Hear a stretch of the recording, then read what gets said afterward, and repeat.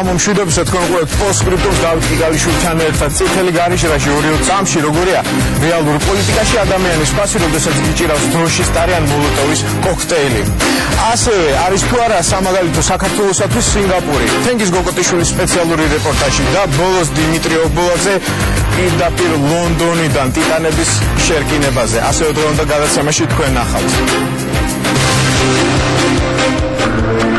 წითელი ხელოვნების სასაფლაო პოსტსკრიპტუმში ეს ყველაფერი იდეოლოგიის ნაწილი იყო და რჩება. უნდა წაიშალოს თუ არა საბჭოური სოციალიზმი. როგორც ნაკეთობა ღირებულია. მე-20 საუკუნის ჰუმანისტი, ადამიანი, რომელმაც მილიონობით პატარა სიცოცხლე გადაარჩინა. ჰერმან გმაინერის ქართული ისტორია პოსტსკრიპტუმში.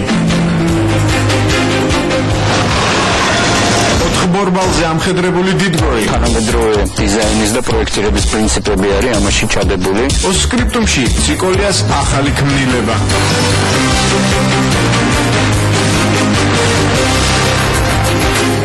გამარჯობა. პირველ რიგში პოსტსკრიპტუმის სახელით სამძიმარს უცხადებ დაღუპულთა ოჯახებს და დიდ მწუხარებას გამოვთქვამთ. უდავოა ხელისუფლების, ოპოზიციისა და მთლიანად საზოგადოების ინტერესშია მომხდარი სამართლიანად და ობიექტურად იყოს გამოძიებული. დამნაშავე კი დაისაჯოს, იქნება ეს დაზარალებული თუ დაღუპული, მომიტინგე და პოლიციელი. ახლა კი სუბიექტური შეხედულება. ჩემი აზრით ამ აქციის რეალურ ორგანიზატორებს მინიმუმ ასეთი შედეგის დადგომა სურდათ, მაქსიმუმ კი ქვეყნის პოლიტიკური ვექტორის შეცვლა. დანარჩენზე კი უკვე ჩვენი კორესპონდენტები. პირველად თენგიზ გოგოტიშვილი, რომელიც რამოდენიმე ჩემს აზრით რიტორიკულ კითხვას დასვამს. აქვს თუ არა მნიშვნელობა ვისი გორისა ხარ და რევოლუციაში საიდან მოხვდი? პროდუქტების ბიზნესი, ყვავის, მაფია, კონტრაბანდა და მოღვაწეობენ ამ ხელისუფლების მაღალი შტოს წარმომადგენლები, მათი მშობლები. აქვს თუ არა მნიშვნელობა როდის და რისთვის წახვედი?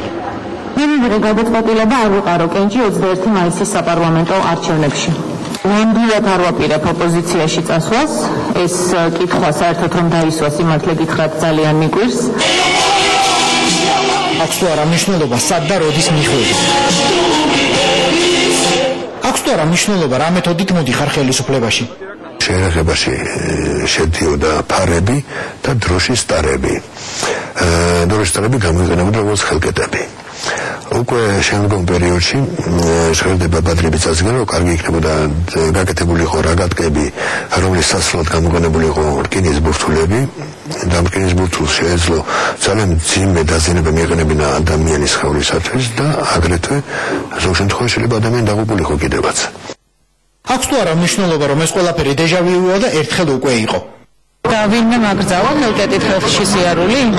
არც შეცვლას ვაპირებ სადმე, არც ძალადობას, უბრალოდ თავს დავიცავთ, რა თქმა უნდა. ეხლა ჯოხები, რაც შეიძლება ჯოხი შეიძლება დაიჭირო ვინცეს ფეხით ტკივა, დროშის ტარი.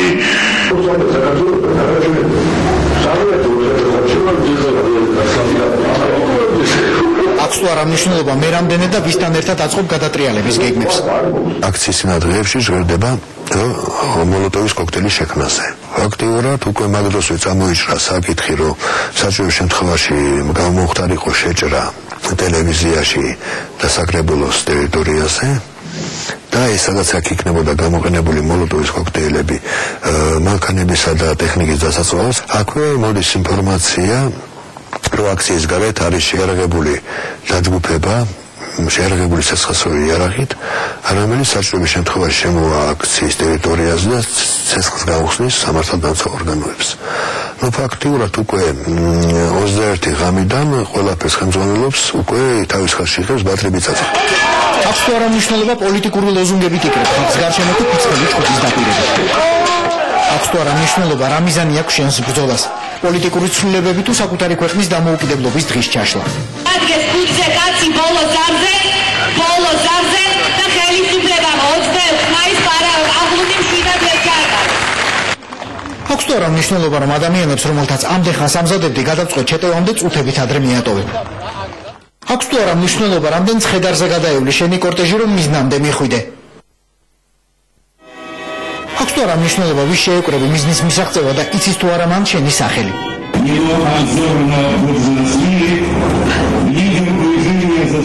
აქვს თუ არა მნიშვნელობა საიდან ელოდები ფულს?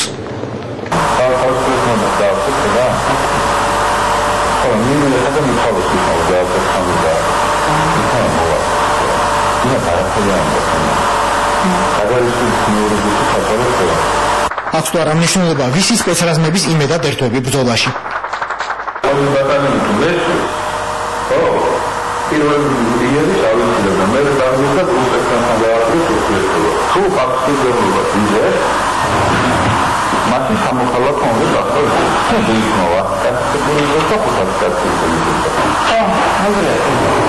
აქვს თუ არა მნიშვნელობა რა მეთოდი და ვისთვის ცდილობ რეიტინგის მომატებას? საზოგადოება ძალიან გაყოფილია. რუსეთთან დაკავშირებითაც, ორმიზაცია.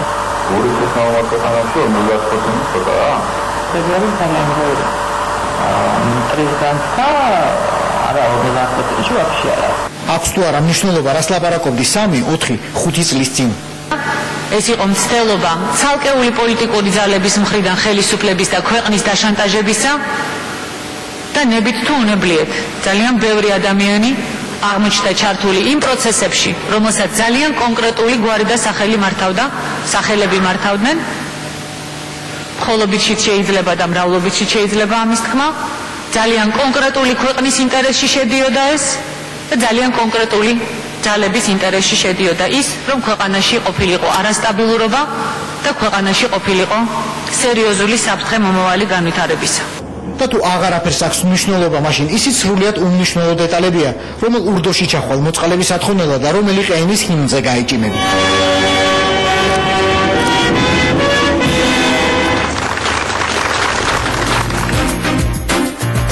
ალბათ რუსეთის აგრესიული პოლიტიკის შიშით საქართველოში დემოკრატიული განვითარება არ უნდა შეჩერდეს. ჯანდაცვა, განათლება, ინფლაცია, ჩვენი ხელისუფლება ბევრი რამისათვის შეიძლება აკრიტიკო, მაგრამ ამავე დროს ვერა ვერ ივიწყებ, რომ 20 წლის წინ ქართველები რუსულ სამხედრო ბაზაზე ნაყიდი იარაღით ხოცავდნენ ერთმანეთს, ანგრევდნენ საკუთარ დედაქალაქს და ეს ყველაფერი თავისუფლებისა და დამოუკიდებლობის ლოზუნგით კეთდებოდა.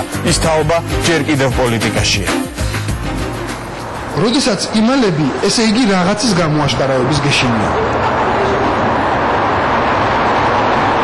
ეს პოლიტიკოსებმაც მშვენივრად იციან და როდესაც აშავებენ ცდილობენ რომ დაიმალონ, მაგრამ თუ გამოჩნდნენ, თავზე ყველაფრის ჩამოცმა შეიძლება. ქართულ პოლიტისტორიაში პირველი ასეთი შოუ ლევან გაჩეჩილაძემ და მილიციის ყოფილმა შეფმა კახა თარგამაძემ დადგეს. ბევრი კი ამტკიცეს მაშინ არაფერ შუაში ვართო, მაგრამ წლების შემდეგ უკვე თამამად შეიძლება ითქვას, რომ იმ ღამით ბადრი პატარკაციშვილთან სწორედ თარგამაძე და გაჩეჩილაძე სტუმრობდნენ. შარშან მიუნხენში იმავე თარგამაძეს და გაჩეჩილაძეს ვერც კი წარმოედგინათ, რომ მათ შეხვედრას კამერა იღებდა, თორემ ალბათ ისევ რამეს აიფარებდნენ თავზე. თარგამაძე გაჩეჩილაძის ორივე ეპიზოდში შეხვედრისას ფულზე იყო საუბარი. თხოვნელი ყოველთვის გაჩეჩილაძე იყო, დაფინანსების წყარო კი ყოველთვის რუსეთი. და ამას ლევან გაჩეჩილაძე არც არასდროს მალავდა. დიახ, ფულის საშუალებლად ვიყავი გასული. ფულის საშუალებლად. ამ კაცს ფულის კეთების ნიჭი მართლა უნდა დაუფასოთ. დაიქადნა ყველასგან ავიღებო და აიღო კიდეც. თუ ბადრი ბიწაძეს დაეჯერება, მიხეილ სააკაშვილისგანაც კი აიღო რამდენიმე მილიონი და სანაცვლოდ აქცია დაშავა. ეს კადრები, რომელთაც სიუჟეტი დავიწყეთ, რამდენიმე დღის წინ მოსკოვშია გადაღებული. ქართული პარტიის ერთ-ერთი ლიდერი კოტე გოგელია ებრაიზმის ფონდის ვიცე-პრეზიდენტ ბადრი მელაძესთან ერთად ქუჩაში სეირნობდა. ტელეკამერის დანახვაზე მელაძე თანმხლებ პირთან ერთად სპრინტერული სიჩქარით გაიქცა. იმავე დღეს რუსული გამოცემა ოფშაია გაზეტა წერდა, რომ მოსკოვში ირაკლი ოქრუაშვილი შენიშნეს და რომ თავდაცვის ყოფილი მინისტრი მოლაპარაკებებს მართავდა. ოქრუაშვილისთვის ალბათ წარსულს ჩაბარდა ის დრო, როდესაც რუსეთში მხოლოდ ფეკალიებს გზავნიდა. რუსეთის ბაზარზე ბოდიში ამსწრებს ფეკალოვანასაც რო შეიტანოთ, ის კი იყიდებოდა. რა უნდათ რუსეთისგან ოქრუაშვილს, გაჩეჩილაძეს და კიწმარიშვილს? რა თქმა უნდა ფული და ამ ფულის სათხოვნელად თვითონ დადიან მოსკოვში. ადრემად რამდენჯერმე მოგმართეს და თხოვეს, რომ ტელევიზია მისი განვითარება დაგვეფინანსებინა. სამწუხაროდ ვერ წარმოგვიდგინეს იმის დამადასტურებელი არგუმენტები, რომ შეძლებდნენ ამ პროექტის განხორციელებას და რომ მაესტრო საქართველოს საკეთილდღეოდ იმოქმედებდა. ამ მიზეზების გამო ბატონმა ებრალიძემ უარი უთხრა მაესტროს დაფინანსებაზე. პირად საუბარში ვლადიმერ ხომერიკი, რომელიც რუსეთში ქართველთა კონგრესის ხელმძღვანელის, ალექსანდრე ებრალიძის მარჯვენა ხელია, ყვება, რომ ქართულმა პარტიამ ტელეკომპანია მაესტროსთვის $1.5 მილიონ მოითხოვა, მაგრამ უარი მიიღო. ქართული პარტიის ლიდერებს დღეს მოსკოვში საერთოდ აღარ ენდობიან. კრემლში ნინო ბურჯანაძის რეიტინგი უფრო მაღალია. Я не знаю, что რუსეთში მას არასოდეს ენდობოდნენ. არ ვიცი რისთვის და ვისთვის აკეთებდა პიარს, მაგრამ საბოლოო ჯამში ელემენტარული პოლიტიკური მეძავივით მოიქცა, როდესაც საკუთარ ხალხს გვერდით არ დაუდგა, ხოლო ენას ატარტალებდა და ქართული კაცის სახელი შეარწყვინა. ქართული პარტიის ლიდერებს ეთყობა მართლა შევცხვათ და სერიოზული კამათიც მოუვიდათ. კოკა გუნცაძის მიერ ეროსი კიწმარიშვილის გალახვას მხოლოდ ინკოგნიტო წყაროები ადასტურებენ, მაგრამ აბა სხვა რას მალავდა კიწმარიშვილი თუ არა ჩალურჯებულ თვალს ან გახეთქილ ტურს. სულ უფრო აშკარაა, რომ მთხოვნელთა დიდი რიგიდან თავად მოსკოვი ფსონს ბურჯანაძეზე დებს.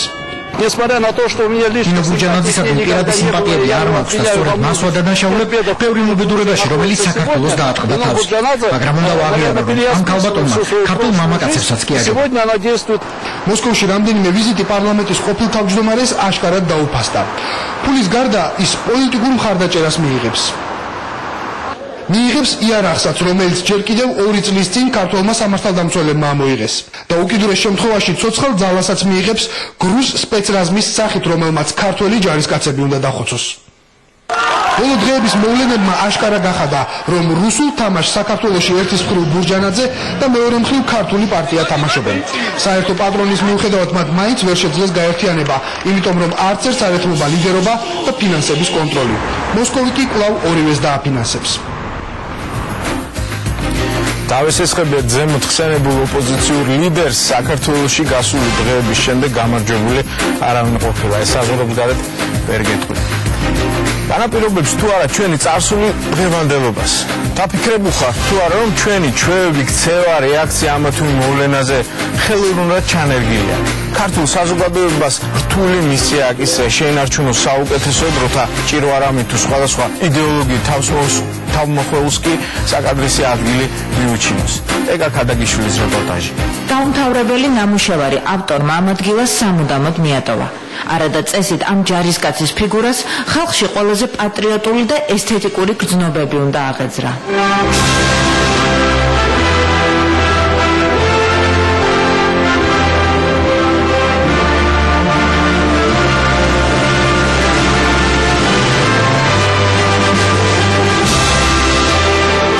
ოსტატებმა, გამდიდებლებმა და მეყალიბეებმა ეს კომბინატი 20 წლის წინ მიატოვეს. მაშინ სოციალისტურმა გმირებმა და ბელადებმა საზოგადოებაში ავტორიტეტი დაკარგეს. აქაური ხელოვნების ენა ხალხისთვის გაუგებარი გახდა. რაც საბჭოთა კავშირს დაემართა, იგივე სახე არის ესა რა. რეჟიმის ნგრევას კომბინატის ძარცვა და ძეგლების რღვევა მოყვა. ნაწილები კი ღიაცის ქვეშ მიმოიფანტა. ის, ვისაც საბჭოთა ხელოვნება დღესაც აინტერესებს, აქ ბარელიეფების ნატეხებს და სხვა საინტერესო დეტალებს აღმოაჩენს. ლენინის თავი, მისივე ხელი და ქანთარიას ჩექმა. ზუსტად 20 წლის წინ აქ ქანაკების კომბინატში მართალია გეგმა ვეღარ შესრულდა, მაგრამ ქანთარიას ქართული ჩექმის საბჭოთა ვარიანტი მაინც დღემდე შემორჩა. დღეს ის იმ არაჩვეულებრივი გამოფენის ერთ-ერთი ექსპონატია, რომელსაც დღეს მნახველი საერთოდ ავარდება. ოლეგ გელაშვილი იხსენებს, რომ ქანდაკების კომბინატში 250 ადამიანი მუშაობდა. ეს იყო ჩვენთან ფულის შოვნის საშუალება, თორემ როგორც ხელოვნება ეს არასდროს არ ყოფილა, არავინ არ იყო იმის გადამკვდარი, რომ ლენინი ეკეთებია რაღაც იდეალურად. ლენინი იყო ლენინი, всё. შეკვეთები შუა აზიიდან მოდიოდა. შესრულების ვადა 2 კვირა იყო. ასეთი ლენინი თურმე დღეში 5-იც დაუმზადებიათ. რაგი გაკეთებული იყო ერთი ფიგურა, იმაზე მოხსნიდნენ თავს, სხვას დააყენებდნენ და სულ ყველას ქონდა ეგეთი რაღაც შემართებითი, როგორც სალდათი, ეგეთი იყო ძირითადი რა. ხო და თავის შესრულით უკვე სხვა ქანდაკება იყო. ყოფილი ეგეთ შემთხვევაში ლენინი რო დაიდგა თავზედაც სამშობლოდაც ქუდი ეჭირა და ასე რომ ქანთარიასთვის გამზადებული ჩექმა შესაძლოა სტალინის ან ლენინის ძეგლისთვის გადაელოცოთ. ხალხისთვის ამ ძეგლებს ძლიერი იდეოლოგიური მნიშვნელობა ჰქონდა, ამიტომ დღეს რთულია ზღვარის გავლება იდეოლოგიასა და ნამდვილ ხელოვნების ნიმუშებს შორის. აქ მე მგონი ზუსტად უროს ნაწილია. ტექნიკური უნივერსიტეტის შენობის გეგმა თბილისში საბჭოთა სიმბოლიკის ყველაზე მასშტაბური მაგალითია. ნამგალის და უროს ფორმის ნაგებობა 55 წლის წინ არქიტექტორ მეპრინცევის მიერ აშენდა. არის კითხვა, როგორ უნდა მიუძღეთ ამ შენობას, ხო, უნდა დავანგრიოთ, გავანადგუროთ, არ ვიცი რა. დავისაც არის საინტერესო, იმიტომ რომ მოგეხსენება, რომ დღევანდელ სამყაროში ახლა ასეთი ტიპის შენობები უკვე ისტორიის საკუთრებაა. ეს კითხვა ხელოვნებაცოდნე მანანა ხატიაშვილს მას შემდეგ გაუჩნდა, რაც პარლამენტში გია თორთლაძე ახალი კანონპროექტით საბჭოთა სიმბოლიკების განადგურებაზე ალაპარაკა. არადა თავად პარლამენტის შენობაზეა საბჭოთა სიმბოლიკები, რომლებიც თურმე ღირებული ხელოვნების ნიმუშებია, საერთო არქიტექტურაში ორნამენტად მოქცეული. ხელოვნება იმ ტოტალიტარული ეპოქის და არის ღირებული. ეს არის ერთ-ერთი შემოსებელი რგოლი ხარშიძება ვერ გააკრუპ, როგორც ჩვენ საკუთარ წარსულს ვერ გააკრუპ. ჭიტაძის ქუჩის მხრიდან არის კოლონადა, რომლის კაპიტელებზე არის ურო ნამგალი ასპარეზი, რაღაც ხატულად ჩასწოვილი ამ კაპიტელებში. იმას აქვს ხატული მნიშვნელობა. გიორგი ლეჟეროს გაკეთებული და იმის დაკარგვა ცოდვა, იმიტომ რომ იკარგება ესთეტიკური მთლიანობა. გია თორთლაძის თავისუფლების ქარტიის მთავარი მიზანი საზოგადოების დეკომუნიზაცია. დოკუმენტი, რომელსაც კენჭს მომავალ კვირას პარლამენტში უყრიან ლუსტრაციას და საბჭოთა სიმბოლიკების განადგურებას გულისხმობს. სპეციალური კომისიის გადაწყვეტილებაზეა დამოკიდებული ვერის ხიდის თუჯის ეს მოაჯირი ადგილზე დარჩება, მუზეუმში გადაიტანენ თუ ჯარში აღმოჩნდება. ყველგან უნდა ყოფილიყო ნამგალი და ურო შესაბამის უწყებებზე, შენობებზე, ნაგებობებზე, ეს ყველაფერი კონსტიტუციით იყო განსაზღვრული. ამ საკავშირით ჩვენ არ არავა. ამიტომ კანონითვე ეს ყველაფერი უნდა იქნეს ასე ვთქვათ განეტრალებული. ორთაჭალის ჰესიც მისი მნიშვნელობის გამო თავის დროზე სიმბოლიკებით დაიტვირთა. სტრატეგიული ობიექტის ეს ორნამენტები ექსპერტების აზრით ასევე თუჯის ძვირფასი ნაკეთობაა. თუმცა უმეტესობა მიიჩნევს, რომ სტალინისა და ლენინის ბარელიეფები ფასაც აღარ უნდა ამშვენებდეს. სტალინი იყო საბჭოთა კავშირის უფროსი. თორნიკე ზოიძე აჭარაში სოფელ სტალინის უბანში ცხოვრობს. სოფელი ქობულეთის რაიონს ეკუთვნის. სტალინის უბანი ასეთ არქვის ვერ გეტყვი. სამაგიეროდ იცის თორნიკემ, რომელიც სტალინის უბნის საჯარო სკოლაში სწავლობს. გადმოცემით ვიცი უფროსებისგან, რომ გზავრობის დროს სტალინს აქ შეუსვენია და რამოდენიმე დღე დარჩენილი. ქართველებისთვის მას ბევრი არაფერი არ გაუკეთებია კარგი და თები ალბათ რომ შეეცვალისწინებენ. ახალი კანონის საბჭოთა დასახელებების შეცვლასაც გულისხმობს. საქართველოში 3 წითელი სოფელია, 1 საბჭოთა ჩაი და კიდევ რამდენიმე ოქტომბრი. ახლა კი ახალი დროის ახალი მონუმენტები, იმედია მომავალში მათ უფრო მეტი განვითარება ელით. გიორგი გვიშიანი ბათუმის ჟუსტიციის ახალ სახლზე თავისი ჩვეული სტილით მოგებოდა.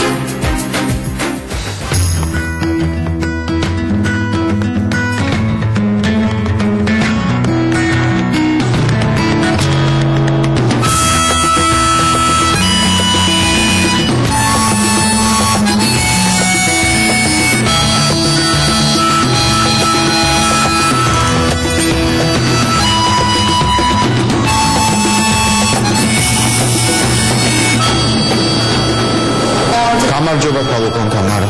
პირველი იუსტიციის სახლის პირველივე დღეს მინდა ვიყო თქვენი თანამშრომელი. სად გადავანაწილებთ? ყველაზე სასურველი იქნება შემთხვევაში თქვენი მითერგითერად თანამშრომელი. მითერგითერობა რა არის? ნიშნავს შეხვს, მითერგითერს იმსახურებს.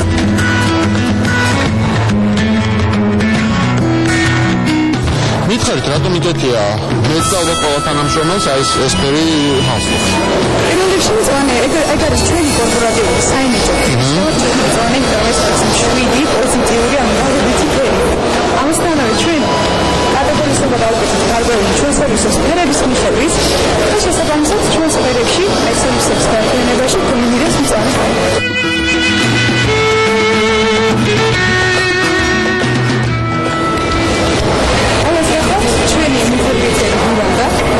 სასამართლო. ჩვენ ფუნქციები იქნება უბრალოდ უნდა შევხვდეთ შემოსულმო ქალაქის უნივერსალურ სტავებინით რა თქმა უნდა და თუ არ მეცნობა მაინც? დიახ, იმია უცნობელი კომპონენტია ჩვენი საზოგადოების საქმიანობისათვის. ასევე თქვენთან არის ერთიანი სივრცე, ანუ მოხდეს ერთიანი საწლის პრინციპი, სადაც განთავსებული არის 5 დამოუკიდებელი სტრუქტურული ერთეული, ანუ ძველი სამსახურები, ესენი გახლავთ საჯარო რეესტრი, სამოქალაქო რეესტრი, საქართველოს აღსრულების ეროვნული ბიურო, ასევე ნოტარიუსთა პალატა და საქართველოს მაგდანს რა დაიმახსოვრებს. ძალიან ბევრია და ეს ყველაფერი ერთად არის? სივრცეში არის და მოქალაქის შესაბამისად გადავამისახებთ. კარგი, მე შევეცდები რომ მივესალმო და პირველი კითხვა და უსვადე დანარჩენ თქვენი. შენ მომიდე, ეგრე გავაკეთებ. ესე დავდგეთ ერთად. გამარჯობათ, რა გნებავთ გოგოებო? პასპორტი სადმე წავიდე? ორჯანდით ბატონო, რა გნებავთ რას? გამარჯობათ. მამის გვარია და? აი ამათან. ანუ ეს ჩვენც არ ვიცოდეთ, ხო? ვიცით რა ზოგადად საკითხები განშეკაცვლებით. ძალიან ისეთია. დეტალურად ახსნას, ამიტომ შესაძლოა არ დაგვიყვაროს აუცილებელია რომ გადავამისახოთ ისინი შესაძლოა. იგავებიდან ხუთი ათასი სხვადი გადაგწყვეტ ვარიანტს და მინდა საქართველოში რამე პრობლემა არ იქნება. გაჩვენეთ პასპორტი. ბატონო, ისეთი როდის გააკეთეს გააჩნია? არა, ეს მოშა პასპორტია. ეს ახალი პასპორტებია, ჩვეულებრივად მოხარებს. სამი წლის წინ აგიღიათ, რა არ დაძველებულა ჯერ ეს პასპორტი. ანუ ათემიდელია. რა გნებავთ ბატონო? არ გაგზავნებთ. გასაგებია თქვენი ფუნქციები, მე ხარ წავალ და სხვა სივრცეში გადავინაცვლებ. იუსტიციის სახლის ინოვაციური კონცეფცია იმაში მდგომარეობს, რომ ყველაფერი ერთ სივრცეშია თავმოყრილი. სივრცე 1 აღსრულების ეროვნული ბიურო. სივრცე 2 საჯარო რეესტრი. სივრცე 3 სამოქალაქო რეესტრი. სივრცე 4 ეროვნული არქივი და ნოტარიუსთა პალატა. და სივრცე 5 სწრაფი მომსახურება. ყველაზე მთავარი სივრცე ბავშვების კუთხე. შენ რა საკეთებ? და შენ დედი ყან მამიკო სად არის? სადღაც დადიანა ხო? მოქალაქეს ცოტა ხანში დაავიწყდება საერთოდ სახელმწიფო უწყებების სახელები, მათ ეცოდინებათ რომ არსებობს მხოლოდ ეს ადგილი, სადაც შეუძლია მოვიდეს და ყველა სერვისი მიიღოს ერთ სივრცეში. სერვისები გაყოფილია სამ ნაწილად: ონლაინ სერვისები, სწრაფი სერვისები და ნელი სერვისები. ეს ნიშნავს, რომ ჩვენ ეს გვაძლევს მთელი რიგის მენეჯმენტის საშუალებას, რომ ყველა კმაყოფილი იყოს აბსოლუტურად ჩვენი მომსახურებით.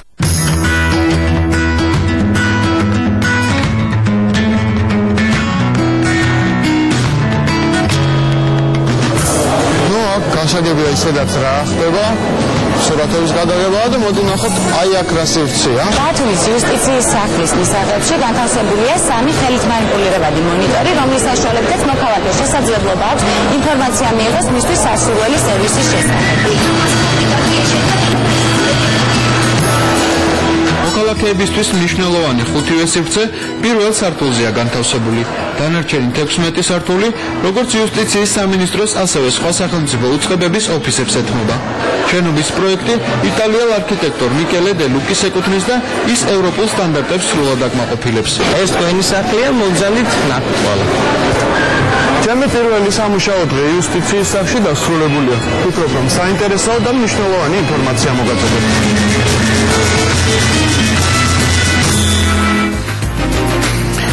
ახლა კი ამ საღამოს მთავარი მოვლენა. მეჭვება მთელ მსოფლიოში ნახოთ კუთხე, სადაც ბარსასა და მანჩესტერის ერთი გულშემატკივარი არ მოიძებნოს. გავრცელდა ცნობები, რომ უემბლის განახლებულ სტადიონზე ლოჟაში ბილეთები თითქმის 5000 გირვანკა სტერლინგი ღირს. ფაქტობრივად მათი ბედნიერი მფლობელები თამაშის თითო წამში ერთ გირვანკას ხდიან. მანჩესტერ იუნაიტედი და ბარსელონა მეორედ ხვდებიან ჩემპიონთა ლიგის ფინალში ერთმანეთს. გამარჯვებული კი თასის 4 გზის მფლობელი გახდება. პოსკრიპტუმის შემდეგ რუსთავი ორის ეთერში პირდაპირ რეპორტაჟს იხილავთ, რომელსაც დიმიტრი ობოლაძე და შოთა არველაძე წაუძღვებიან. დიმიტრი კი ახლა ჩვენს პირდაპირ ეთერშია. დიმა, ოპტიმალურია თუ არა გუნდების შემადგენლობა და როგორ გამოიყურება უემბლის სტადიონი? UEFA ჩემპიონთა ლიგის ფინალი უნიკალურ სტადიონზე უემბლიზე გაიმართება. ეს სტადიონი სავარაუდოდ არის ერთ-ერთი საუკეთესო მსოფლიოში. ამას ყველა აღიარებს, ვინც კი ნახავს ამ სტადიონს და ვინც კი ნახა და ესწრება ამ შეხვედრას. რაც შეეხება თვითონ ფინალს, ოპტიმალურია შემადგენლობა კატალონიის ბარსელონასი და მანჩესტერ იუნაიტედსაც პრობლემები პრინციპში არ აქვს.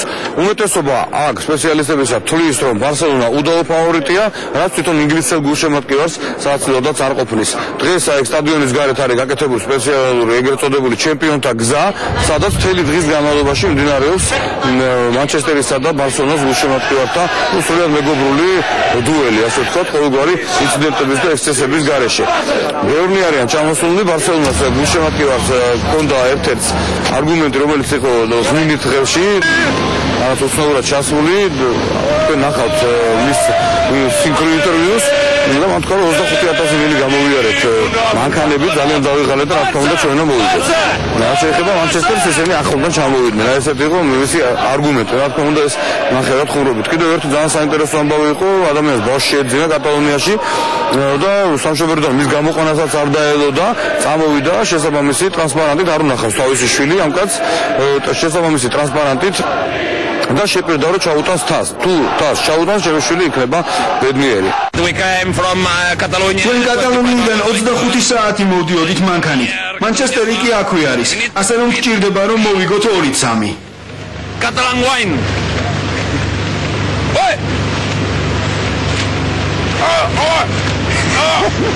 El meu fill va néixer fa uns dies, és molt petitó. მე ახლახანს გამიჩნდა ბიჭი. სამშობლოდან არც გამომიყვანია და აქ ჩამოვედი. უკან ბარსელონაში აუცილებლად გამარჯვებულები ჩავალ და ჩემ ახალშობილ ბიჭს მიდის წარჩავდა. I això és dir, vinga Nil, som-hi Nil, vinga endavant, curadis. ფანტასტიკი. ამის სამხაობის მომსწრეები ვიქნებით, მაგრამ იმედია მანჩესტერი იპოვის თავის თამაშს და მოვიგებს. Today ეს მანჩესტერის 3-1 მოიგებს. გულშემატკივრის სიმრავლე შეინიშნება სტადიონზე არის უამრავი ჟურნალისტი, რა ვიცი 100,000-ობით მეტრობით კაბელი, რომელიც დაითვალეს კიდევაც, რაღაც კოლოსალური ციფრი გამოდის. და ბარსელონას მიიჩნევენ კიდევ ერთხელ უნდა გავიმეორო მაინც ფავორიტად. თუმცა 50-50 ალბათ, რაც გვარდიოლამაც აღნიშნა, აქ ძალიან დიდ როლს ითამაშებს სერ ალექს ფერგიუსონის ფაქტორიც. ის არის უნიკალური მწვრთნელი და რა ტაქტიკური სქემით, როგორ დააყენებს თავის გუნდს, როგორ ითამაშებს, ამას უკვე ნახავთ სულ ცოტა ხანში. ჩვენ პირდაპირ რეპორტაჟს შემოგთავაზებთ 22 საათიდან და 20 წუთიდან და შოთა არველაძე იქნება კაბინაში ჩემთან ერთად თურქეთის კაიზერსბორის მთავარი მწვრთნელი. რაც შეეხება ამინს, არც თუ ისე კარგი ამინდია, ეს 2 დღეა ლონდონში წვიმს და ხან ცვალებადი მოღრუბლობა, ხან წვიმს, ხან გამოიდარებს, მაგრამ იმედი აქვს ყველას რომ დღეს წვიმა ხერს არ შეუშლის ამ უნიკალურ სტადიონზე ამ ორი დიდი გუნდის ფინალს. დიმიტრი ობოლაძე პოსტსკრიპტუმში და მე შეგახსენებთ რომ ჩვენ გადაცემის დასრულების შემდეგ თვითონ დაუწყარ ფინალი გელით. რეკლამის შემდეგ არის თუ არა სინგაპურის საქართველოსათვის მისაბაძი ქვეყანა გაიგეთ როგორ ებრძვის ეკონომიკური გიგანტი ჩრდილოეთ მეზობელს და მე-20 საუკუნის ერთ-ერთი გამოჩენილი ჰუმანისტი რომელმაც მილიონობით პატარა სიცოცხლე გადაარჩინა მთელს პლანეტაზე გაიგეთ ჰერმან მაინერის ქართული ისტორია. დაგვეროდეთ რამოდენიმე წუთში ჩვენ კვლავ პირდაპირ ეთერში დავბრუნდებით.